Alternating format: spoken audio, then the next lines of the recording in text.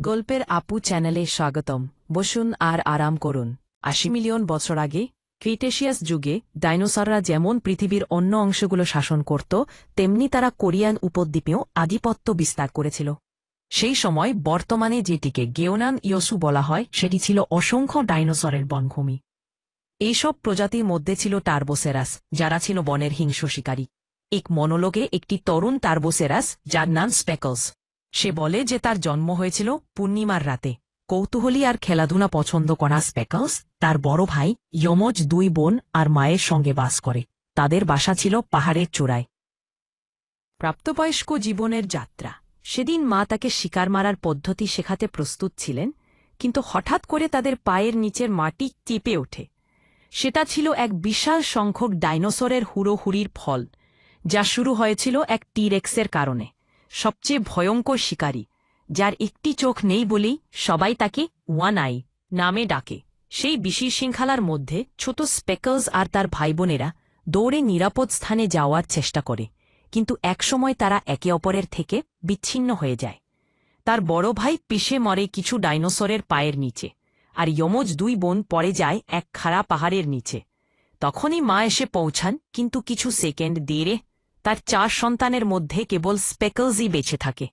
কিন্তু দুঃখ করার সময়টুকু মায়ের জোটে না, কারণ ঠিক তখনই ওয়ান আই এসে তার উপর ঝাঁপিয়ে পড়ে। মা প্রাণপণে লড়াই করেন, কিন্তু সহজেই হার মানেন। এতে করে হিংস্র টিরেক্সটি সুযোগ পেয়ে যায় এবং মাকে ধাক্কা মেরে ফেলে দিয়ে পাহাড় থেকে। তিনি কয়েকবার পাথরে আছড়ে পড়ে একসময় নিচে গিয়ে নিস্তেজ হয়ে পড়েন, মৃত। এইদিকে স্পেকলস দূর থেকে অশ্রুসজল চোখে তার মায়ের মৃত্যু দেখতে থাকে। এখন সে একা, তার কোথাও যাওয়ার জায়গা নেই, এমনকি শিকার করাও শেখেনি। তবুও সে প্রতিজ্ঞা করে একদিন সে তার পরিবারের প্রতিশোধ নেবে। পরের দৃশ্যে দেখা যায় ছোট্ট টার্বোসারাসটি খাবারের খোঁজে এদিক ওদিক ঘুরে বেড়াচ্ছে, অন্যদের বাসা লুট করছে। ক্ষুধার তাড়নায় সে একটি পিকটেরোসরের বাসা থেকে একটি ডিম চুরি করে খেয়ে পেট ভরে, কিন্তু দুর্ভাগ্যবশত উড়ন্ত সরীসৃপটি ফিরে এসে তাকে ধাওয়া করে। স্পেকলস প্রায় মারা যাচ্ছিল, কিন্তু শেষ মুহূর্তে নদীতে ঝাঁপ দিয়ে কোনো মতে পালিয়ে যায়। কিছুক্ষণ পরে সে একটি ঝোপে আশ্রয় নেয়, আর তখনই শুনতে পায় একদল ভেলোসিরাপ্টর শিকারের পিছনে ছুটছে। ভেলোসিরাপ্টররা ছোট আকৃতির মাংসাশী ডাইনোসর, যারা তাদের ফুর্তি আর হিংস্রতার জন্য বেরো ভয়ঙ্কর। স্পেকলস গোপনে তাদের অনুসরণ করে, আর তখনই জানতে পারে যে যাকে তারা ধরেছে সেটিকে দখল করেছে অন্য কেউ নয়, সেই টিরেক্স ওয়ান আই। তখনই বোঝা যায় ওয়ান আই স্পেকলসের পুরনো বাসা দখল করে এখন বনের রাজা হয়ে বসেছে। খাবারের তীব্র প্রয়োজনে স্পেকলস চুপি চুপি ভিতরে ঢুকে কিছু মাংস চুরি করতে যায়, কিন্তু ধরা পড়ে যায় ওয়ান আইয়ের হাতে।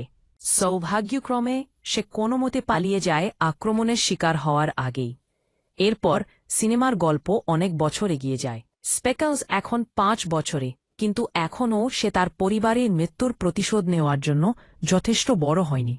এদিকে ওয়ান আই এখনও জঙ্গলে রাজত্ব করে এবং হত্যা করে চলেছে। একদিন 2 শিংওয়ালা ডাইনোসরের মধ্যে এক ভয়ঙ্কর লড়াই শুরু হয়। তারা এলাকা দখলের জন্য এবং স্ত্রীদের উপরে আধিপত্য প্রতিষ্ঠার জন্য লড়ছে। কিছুক্ষণ পর একজন হেরে যায় এবং দল থেকে তাড়িয়ে দেওয়া হয়। এটা ছিল ওয়ান আইয়ের জন্য আদর্শ সুযোগ, আর এমন শিকার পেতে কে না চায়, বিশেষ করে যদি সেটা হয় কুকাসার্স। কিন্তু যখন ওয়ান আই সেই শিংওয়ালা ডাইনোসরটিকে অনুসরণ করে, তখন আরেকটি বিশাল শিকারী এসে বাধা দেয়। এই শিকারীর ধারালো নখ ছিল এতটাই শক্তিশালী যে হাড় পর্যন্ত কেটে ফেলতে পারে। কিন্তু টিরেক্স সহজে হার মানার নয়। সে তার বুদ্ধি খাটিয়ে শিকারীকে একটি গাছের ফাঁদে ফেলে দেয়, যার ফলে তার নখ আটকে যায়। এরপর ওয়ান আই তার গলায় কামড় দিয়ে মেরে ফেলে। এসব সবকিছু কাছেই লুকিয়ে থাকা বিসন্ত্রস্ত স্পেকলস দেখতে থাকে। কিছুক্ষণ পর যখন ওয়ান আই তার তাজা শিকার খাচ্ছিল, তখন হঠাৎ একটি মেয়ে টার্বোসারাস এসে খাবার চুরি করতে চায়। তার নাম ব্লু আইস। সৌভাগ্যবশত স্পেকলস ও ব্লু আইস ঠিক সময় পালিয়ে যেতে সক্ষম হয়। কয়েকদিন পর দেখা যায় তারা আবারও এলাকা ছেড়ে দূরে চলে যাচ্ছে, এই আশায় যে ওয়ান আইয়ের নাগালের একেবারে বাইরে চলে যেতে পারবে। তারা দিনের পর দিন হাঁটতে থাকে, কিন্তু আশেপাশে কোনো প্রাণের চিহ্ন নেই। একসময় ব্লু আইস অসুস্থ হয়ে পড়ে এবং বলে সে আর এগোতে পারবে না।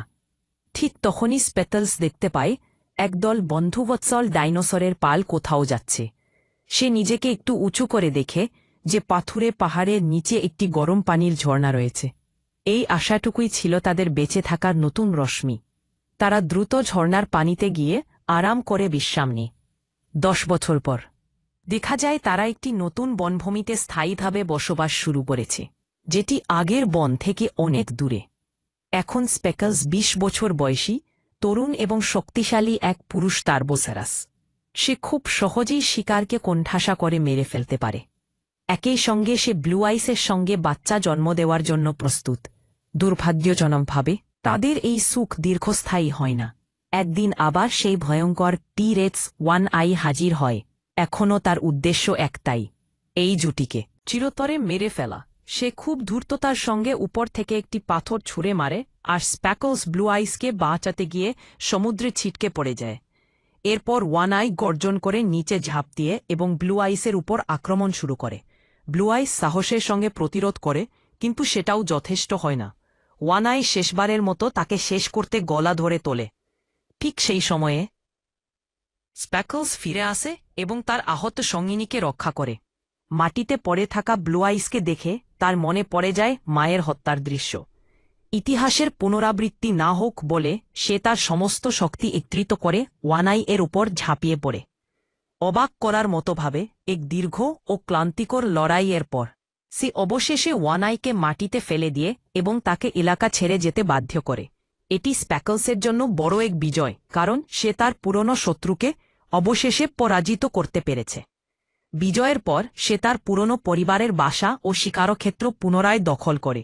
এরপর এই দম্পতি সিদ্ধান্ত নেয় সেখানেই তারা ডিম ফুটিয়ে বাচ্চা দেবে। এই প্রক্রিয়া খুবই কষ্টকর, কারণ 1 মাস ধরে ব্লু আইসকে দিনরাত টানা পাহারা দিতে হয়।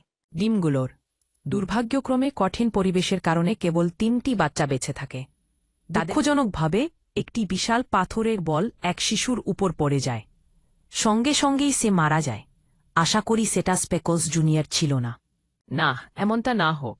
এরপর ব্লু আইস যখন বাকি বাচ্চাদের বাঁচাতে যায়, আরেকটা ধ্বংসাবশেষ এসে তার পায়ে পড়ে।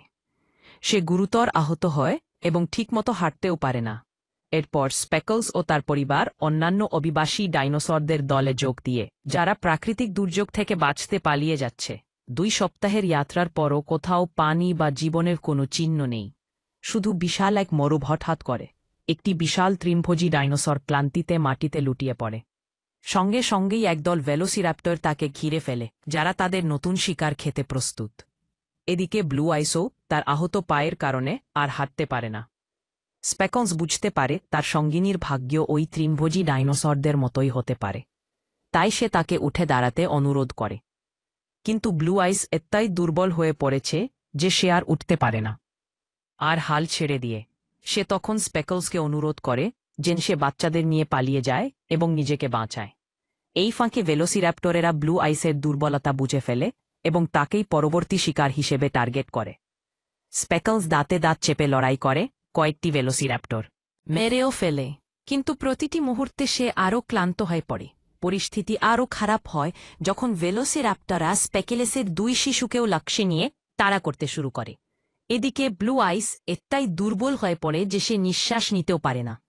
ধীরে ধীরে সে চোখ বন্ধ করে তার পরিবারকে বিদায় জানায়, একটা গভীর বেদনার মুহূর্তে। পরের দৃশ্যে দেখা যায় স্প্যাকেলেস তার স্ত্রীর জন্য শোক করছে, কিন্তু সে জানে এখন সময় নেই। তাই সে দ্রুত তার সন্তানদের কোলে তুলে নিয়ে ভেলোসিরাপ্টরদের হাত থেকে পালিয়ে যায়। নিরাপদ স্থানে পৌঁছে তারা পেছন ফিরে দেখে কিভাবে ভয়ঙ্কর জন্তুগুলো ব্লু আইসের দেহটিকে ছিঁড়ে খাচ্ছে। বিধ্বস্ত স্প্যাকেলেস শুধু একটা কথাই বলে, আমি দুঃখিত। আমি জানি না একজন ডাইনোসরের সিনেমা থেকে ঠিক কি আশা করেছিলাম, কিন্তু একটা অন্ধকার আর কষ্টের গল্প সত্যি ভাবনার বাইরে। 2 সপ্তাহ পর অবশেষে পুরো পাল কিছুটা শান্তি পায়। দূরে তারা দেখতে পায় এক বিস্তৃত উর্বর ভূমি, যেখানে সকলের জন্য আছে অফুরন্ত খাবার আর নিরাপদ আশ্রয়।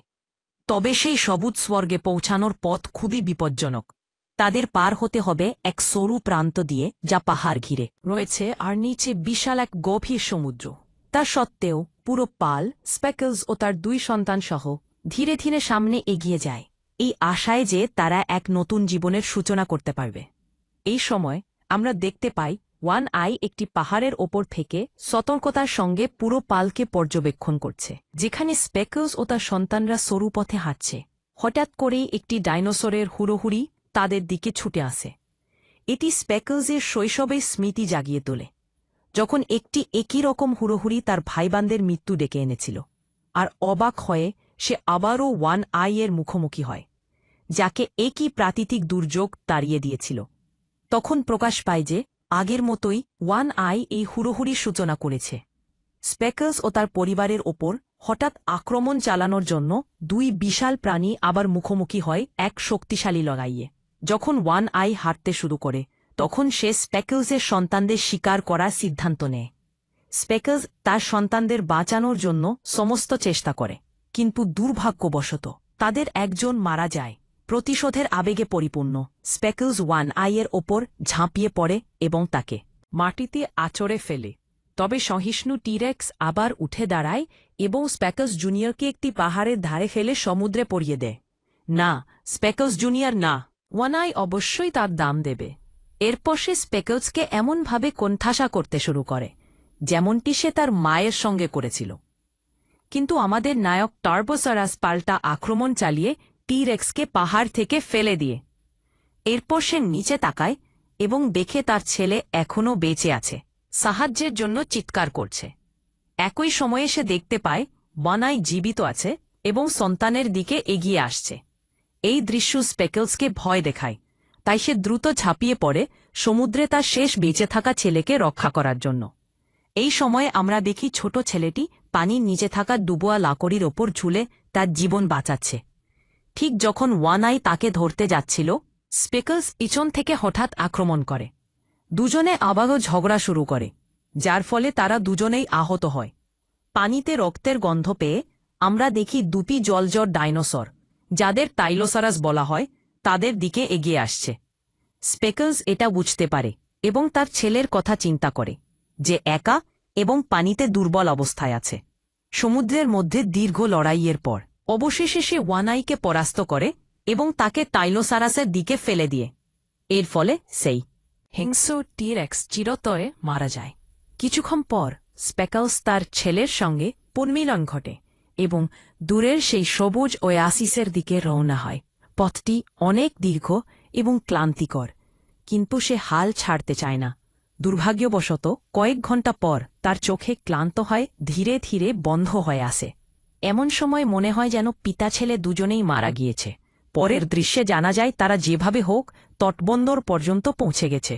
স্পেকলস অসুস্থ অবস্থায় সৈকতে শুয়ে থাকে এবং তার ছেলে যখন বেদনার্ত চিৎকার করে ডাকতে থাকে, তখন সে চোখ খুলে ফেলে।